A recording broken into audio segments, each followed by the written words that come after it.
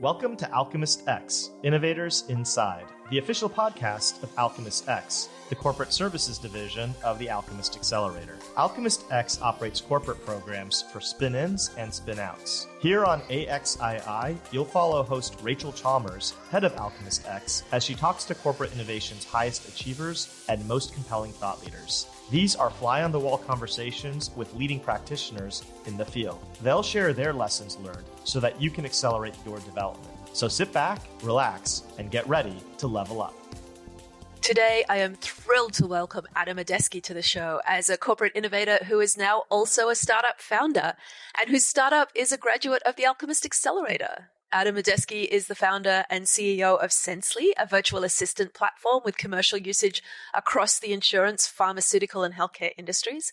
Before Sensely, he spent 3 years at Orange Silicon Valley, the innovation and strategy arm of France Telecom. Adam came to Orange from leading product management roles at Microsoft's TellMe networks and Oracle. He has an MBA from the University of San Francisco and a computer science degree from Urbana-Champaign, home of the Mosaic browser.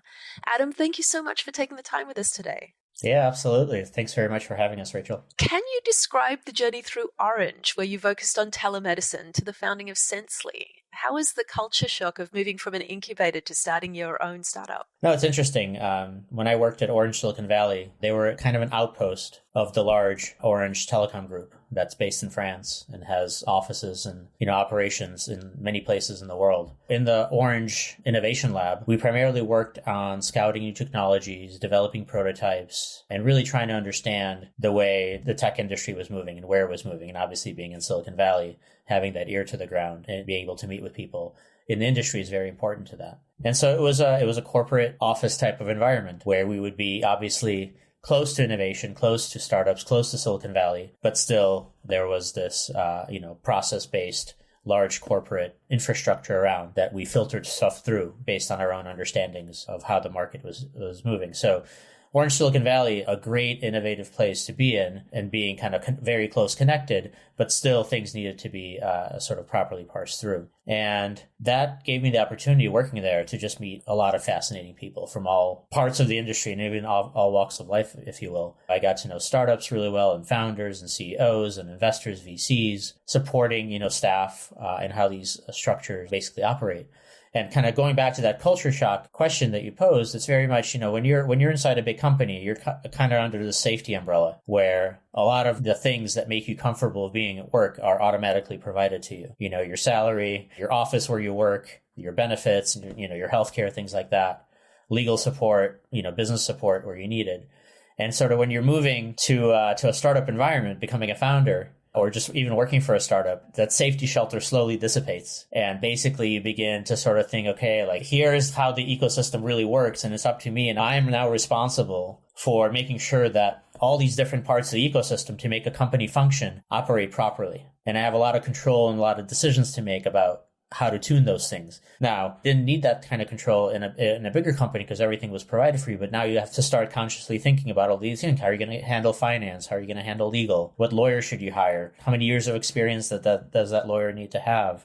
You need to pay your company taxes. You need to establish a corporation, perhaps subsidiaries in different countries. So all those little things start becoming just bubble up to the surface, and that's a culture shock in itself because, you all of a sudden you're in a completely different environment. That's such a great way of putting it. And it really articulates the pain and the friction so well. So there must have been something really strong pushing you out of the nest, out of the comforts of Orange, Silicon Valley. What was that impetus? What made it so irresistible? Yeah. And what was interesting for me personally is that the project that I was doing at Orange started taking off. So when I first came to Orange, I really wanted one of the benefits of working there. They gave me the freedom to think on my own and create and build prototypes, like based on what I thought was a good idea or a good business case. In this particular case, when I started working at Orange, I was thinking a lot about healthcare. And the reason I was thinking a lot about healthcare is that I worked in an environment at Oracle, at Microsoft, where I was building these voice applications for large companies. So these customer service lines that you call that kind of automatically talk to you, these type of customer service engagement processes, if you will, started taking off in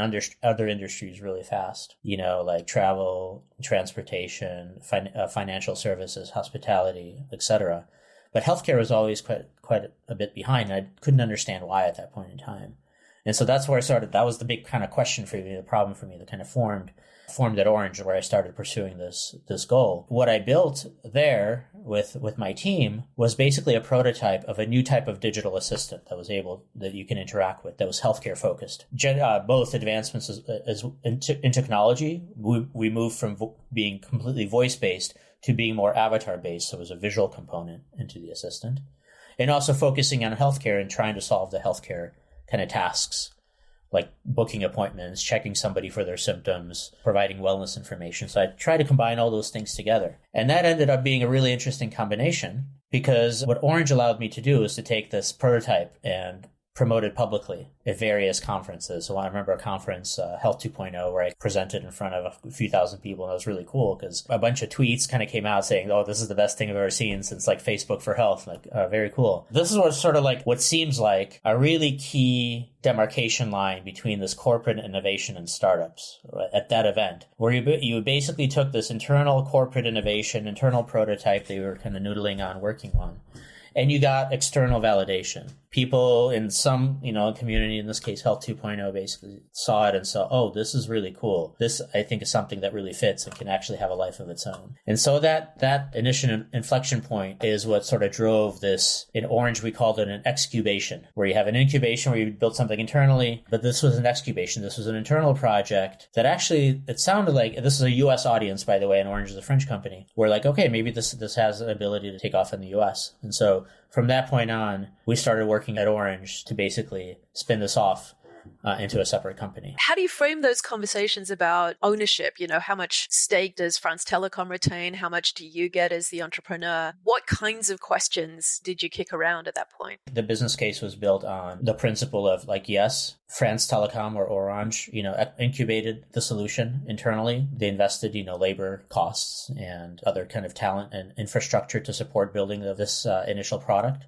And then there's the consideration of, okay, well, how do you make a startup entrepreneur successful? Kind of give them, a good runway to make sure that they don't have too much friction or encumbrances to prevent it from scaling really fast and becoming a real business, which benefits everybody. So it was kind of a mix, in many different deals like that, it's kind of a mix of cash and equity that gets exchanged, kind of like an investment almost, where Orange, in this case, is making this initial seed investment into the market of this solution, retaining a stake, and then kind of seeing how it would grow. So that's how the consideration for that deal came about. Did that have an effect on downstream fundraising? Did future investors look at that stake held by the original incubator and have questions? It was a very non-issue for us, I would say. It actually helped us in many ways, where I think investors felt like they were getting something that was already sort of pre-baked a little bit, that already had de-risked. They already had a couple years of experience presenting this to the market, with the price being reasonable, the valuations being sometimes what they are. They actually thought it was a big benefit to have this level of de-risking involved. That's great to hear, because oftentimes when I work with internal entrepreneurs,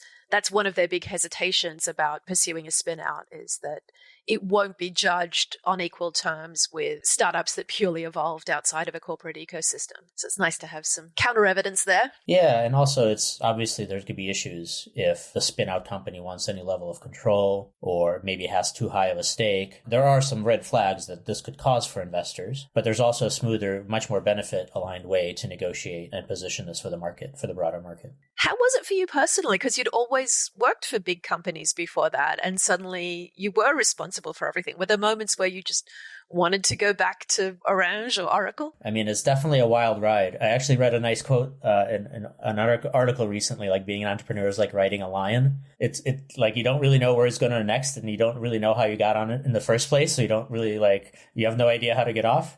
Going back to that analogy of leaving your parents' house, right? You have now much more risk that you've took on in your personal life. That's first and foremost, right? Your salary isn't necessarily as guaranteed as it was before. You have to worry about all different parts of the business that you may not be that good of a skill set for. Your level of responsibilities are just much broader and affect real things and real laws, right, in that comfort blanket that you're used to. And so obviously that affects you psychologically. So there's more ups and downs, there's more extremes, and you have to consciously manage that. Entrepreneurs, have to be sort of prepared for that and understand like, okay, this is a thing happening in this corporate narrative that I've created for myself or startup narrative that I've created for myself, but it's still a narrative in my head. It's not that to the level of like I'm having a heart attack or something health happened to me. It's still this machine in your head that you're trying to tune. And so having that level of distance is also very important from understanding what you're trying to do. That's a great way to put it. A lot of the work I do on the startup coaching side is burnout prevention. Yeah, having a healthy level of distance is always important, I believe. When you look back on your work in innovation, what are you proudest of? I think this may serve as a lesson to your audience. When I was in college, my friend and I built a car MP3 player. Now, this was a while back. This was about a time when MP3s were first being presented via computers as a way to listen to music. The first sort of innovative idea that came to my friend's head was like, this just format got released. People really like it. What's the next step? What do you think will happen next? What's the next kind of incremental trend that not a lot of people are thinking about yet that I think will really take off? And the idea that came like, yeah, this stuff can be in cars because you can have a computer now in cars and you can have a very large hard drive, means you can store a ton of music. It's kind of the idea that's brought the iPod its prominence in the kind of the personal world. Our idea was more targeted towards cars because, we had car CDs. We all like driving cars living in the Midwest. And so that was the thing that we focused on. So we actually built a computer, like a laptop that you could plug in as a first prototype, that you can plug in your car's like cigarette adapter. That would have a little keypad where you can have a bit of a user interface where you can advance through songs or type in the number of the song that you wanted. And you would obviously have the integration with the car stereo. But what are the things that you can do now that not a lot of people know about and get in first and block it for everybody else, basically? And there was a set of APIs being released for computers that would be able to basically allow you to play this sound, not just via Napster or other types of pre-built applications, but building the application yourself, and they would provide a bunch of drivers for you to build the navigation, build the playback, all those things. Like, oh, these APIs just got released. We can build our own car-focused application with a car user interface to be able to play this music. And that's the thing that we jumped on. We built it. It worked. In one car, my car, we had a little display that was semi-functional, and this was sort of the learning from the failure. It failed miserably. We never even took it to market. It was a complete disaster. But what we learned, and even if you're jumping in and you find that little unfair advantage where you can implement an API faster, you can take one format and pivot it to another in a different type of user interface very quickly, you still need a very strong team of things around you that know the basics. And the basics are, how are you going to mount a display in the car that is usable? How are you going to create a keyboard user interface that people will understand how to use? How are you going to take this very large computer and make it fit so it's installable and you can distribute it? So there's this whole host of business problems that you encounter. And there's tons of solutions for these business problems already. But in order to solve this, 100 different business problems or whatever it was, you needed to have funding. You needed to have more people. You needed to have the people with the right experience that understood what you do. So that ability to scale up the backup support and think product soup to nuts, both in its distribution and how it's delivered and how it looks, all those things are still important, even if you have that hook that nobody else has at the moment. Yeah, I don't know if you've seen the show Halt and Catch Fire, but it captures that 80s version of that experience of you've seen NSFNet, you've seen how the future's going to pan out for the next 18 months, and no one else has figured out what it means yet and how do you monetize that. It's such a fantastic experience. I love that you bring that up as what you're proudest of, because I think those failures are what make us. When we hug those failures close and keep those lessons, that can drive us for the rest of our career. I have a failure like that I cherish. Yeah, absolutely. And it's those very early formative experiences as well. And if you look back on those formative experiences, like without those formative experiences, you probably wouldn't gotten to that same place on your life journey. And if you look at like where you are now versus where that formative experience actually came, that's the piece that comes to mind. Yeah, and it's one of the real gifts of getting older is that when something bad happens, there are lessons here that are absolutely golden. So you become sort of zen about, oh, well, that failed. Okay, let's package up everything we learned and take it to the next thing. Which is a great lead into the next question. If you had one do-over, what would you do differently? That's a great question, right? Because you have these, like we talked about, this bag of formative experiences and failures and life lessons that you bring into your world. And eventually, in my case, it ends up where I end up being an entrepreneur. I guess an area that I would definitely want to do a do-over that I think would definitely accelerate my own journey into entrepreneurship is to be able, and in my case particularly, to be able to hire the best salespeople possible early on. I think a lot of entrepreneurs in the B2B space have had, issues with this, especially technologists coming into the business world, coming into the enterprise sales world, coming into, understanding corporate innovation, understanding how digital transformation happens in various organizations.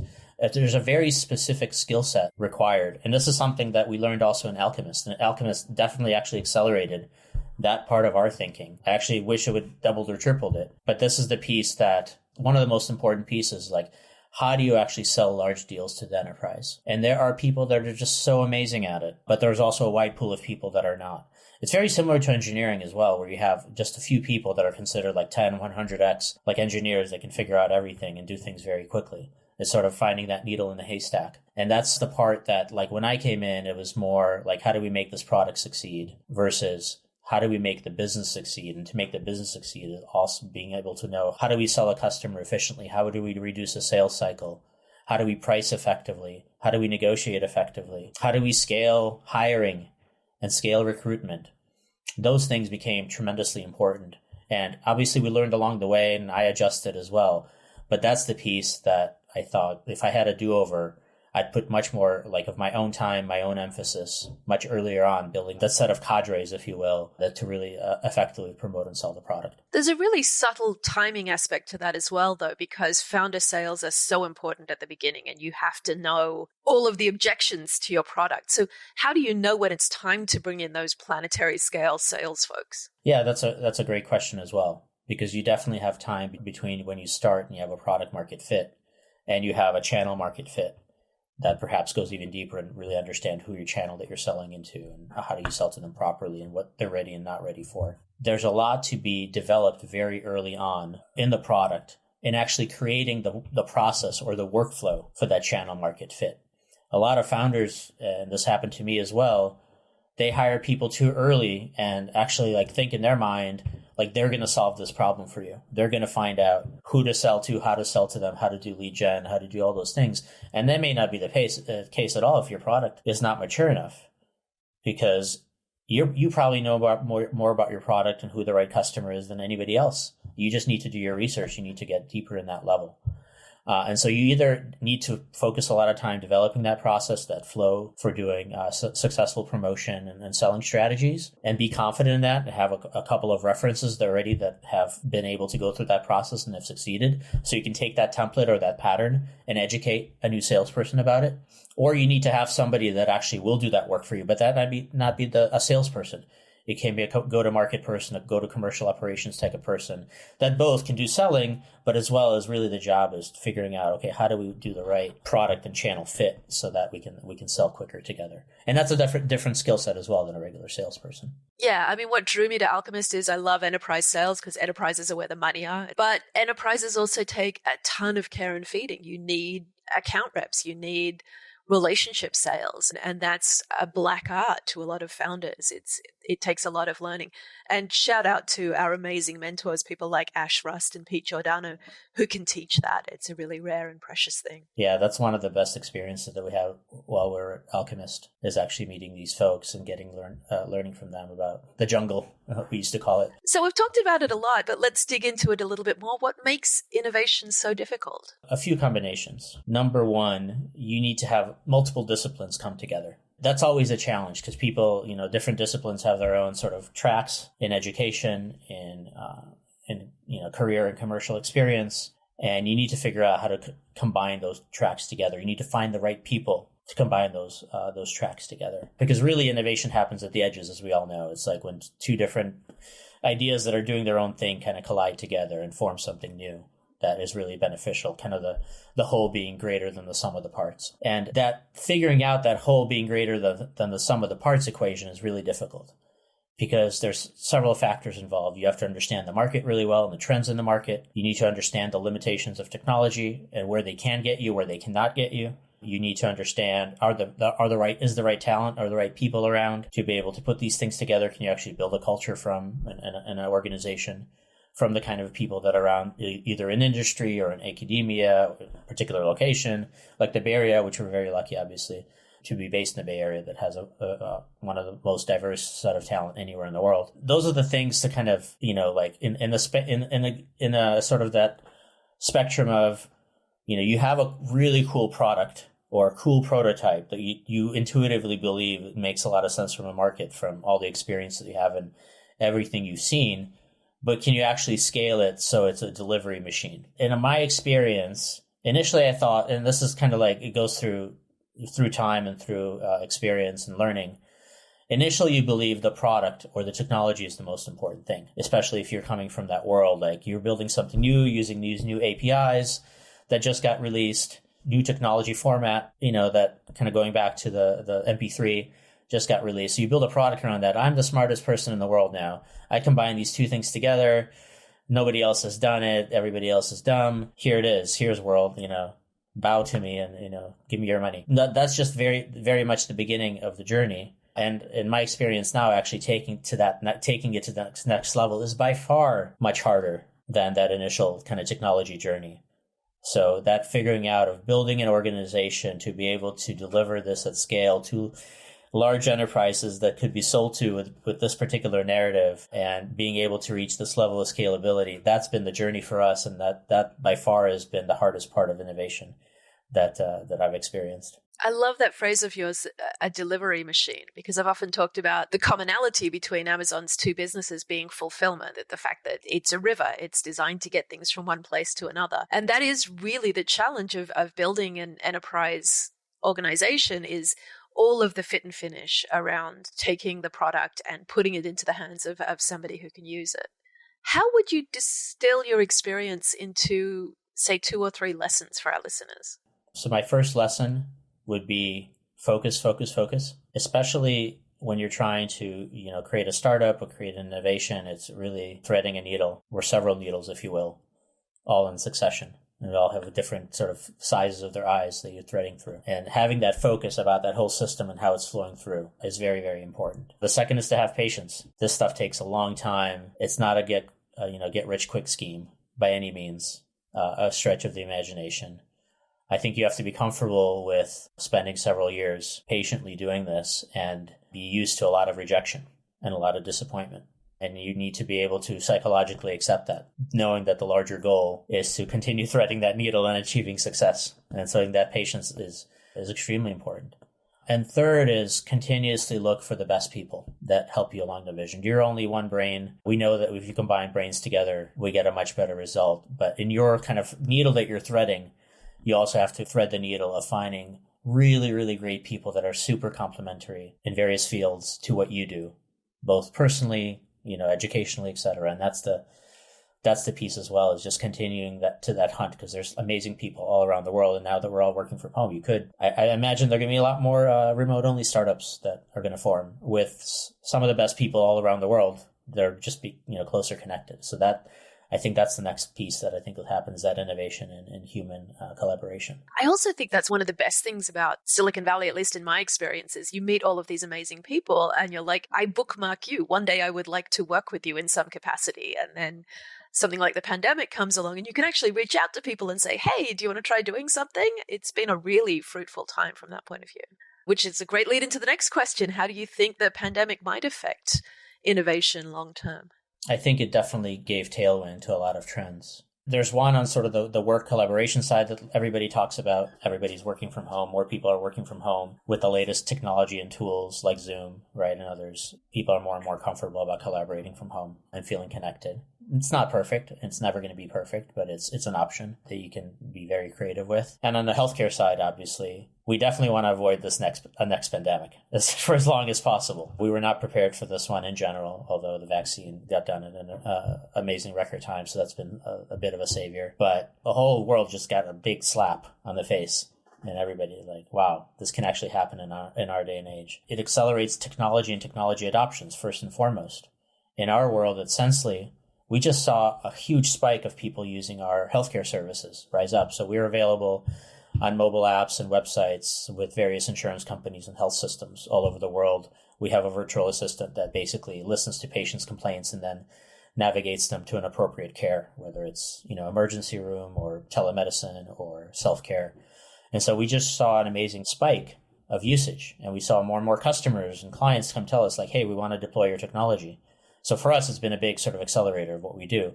And the reason is that people are at home, they're isolated. They don't want to go to the clinical facility. They don't want to go to the hospital. That's for sure. That's for certain. And so more people are understanding like, hey, I had this technology or I had this app on my phone before. I thought it was cool to have my doctor on call or to have a telemedicine app, but I didn't think much of it.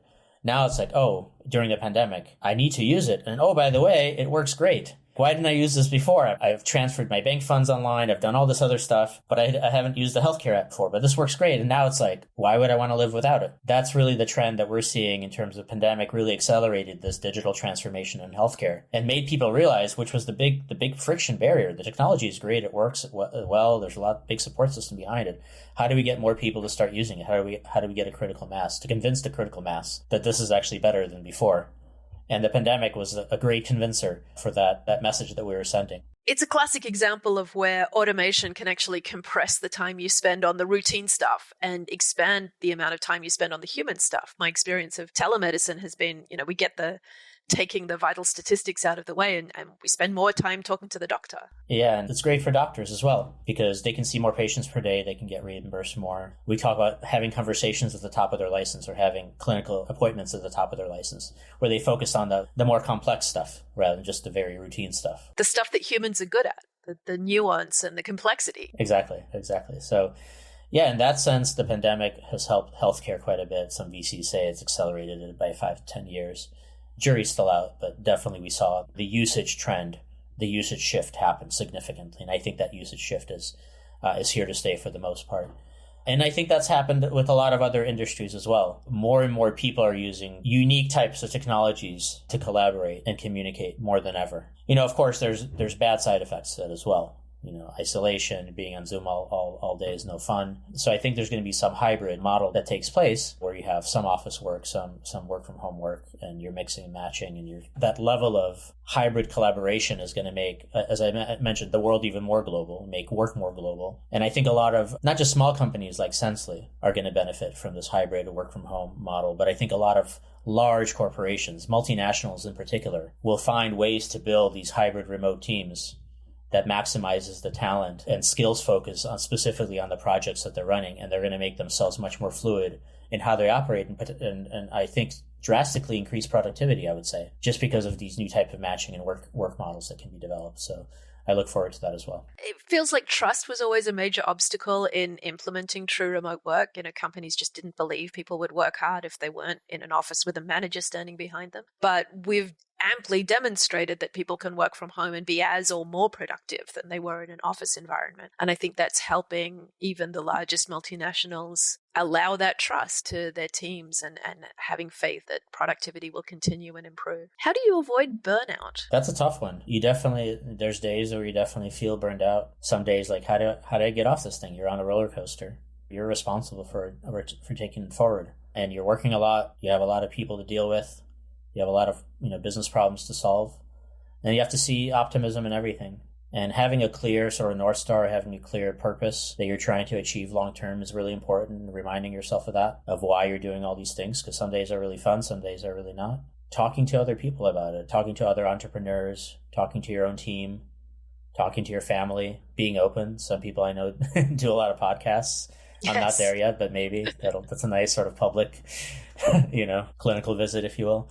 But yeah, it's being open, it's understanding where you are. There's a lot of entrepreneurship of like faking it before you're making it, right? There's some, there's some good stories, there's some really terrible stories, there's a spectrum of stories. But also like there's a psychological story that if you fake it too much, that's actually going to affect you quite personally as well. So knowing where you stand and where you're trying to be and being more clear about it, I think helps you emotionally and psychologically, knowing like that you're on this path, you're on this journey. And, the burnout feels when you're veering off path a bit, when you feel like, okay, this is where I set it, but this is going into a different direction.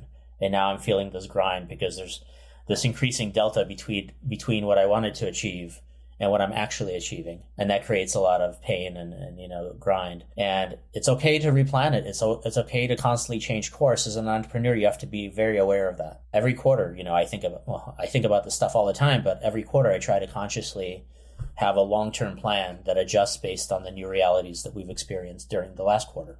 And constantly understanding that both, financially, product relationship or customer relationships wise, product architecture wise is very important to understand. Okay, like here's where we are now. Here's where we wanted to be, but maybe we're not quite there. Maybe even better where we were, but here's where we should be. And having that clarity and also communicating that clarity to the rest of your team and people, being very transparent about that clarity and having people be very, sit next to you on the journey and being very conscious of where you sit and then being aligned with where you sit is very important to keep moving forward. We've talked a lot on the podcast about how there seems to be a big gendered component in this as well, in that female founders, for all of the challenges they face, have been socialized to make those connections with their peers and to share those stresses. Male founders often isolate themselves and are in a silo of faking it till you make it. And those divergences, when they start to feel themselves being pushed away from their core values, are therefore much more difficult to deal with because they don't have that network of peer support to realign themselves.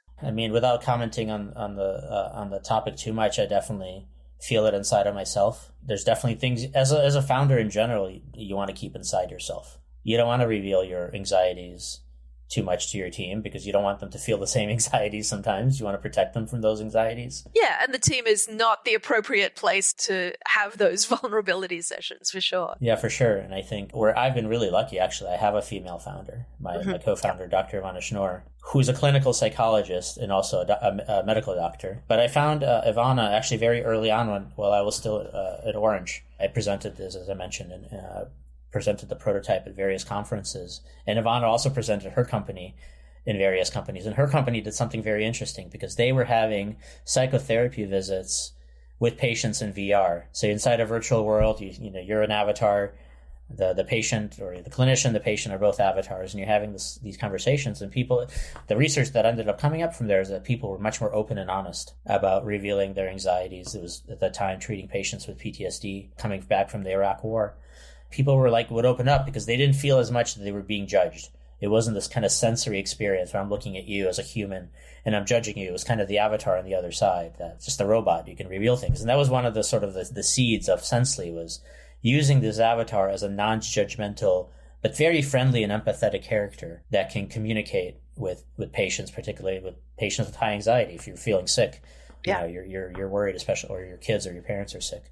Making them feel at ease, allowing them to disclose and emote all the things that they're feeling and thinking about so that you can provide them with a better service and a higher quality service. So that was one of the seeds of my collaboration with Dr. Ivana. I love that. I love the idea of a friendly robot as being a more welcoming presence than a human because of the implied blamelessness, the lack of judgment. And I love the importance of the co-founder sale in your story. I'm always telling entrepreneurs that winning your co-founder is your first major sale, and it's the most critical to the whole experience. I think that's one of the key inflection points in your journey as well, is finding that right partner. Because it's basically like a marriage almost. If Ivana's listening, she'll probably laugh. But you are committing yourself to a long-term relationship with somebody that you're going to be seeing almost every day and collaborating for every day. And so that's a very important relationship in your life that's going to affect you in all sorts of ways. A work marriage. Yeah. Exactly. What is the best way for our listeners to connect or follow your work? Yeah, you can go to our website, which is sensely.com. You can get our latest news. You can try out our virtual assistant demo, our symptom checker, or our wellness services.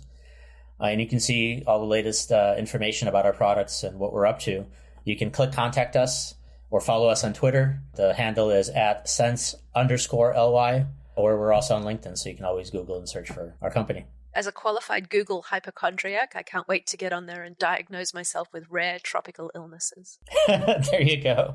That's actually one of the things that we communicate as part of our sales process to deposition Google. It's not where your members need to go because they're just going to get more anxiety and feel fear. You need to point them to a credible source of clinical information. That's where Sensely comes in. Sounds great.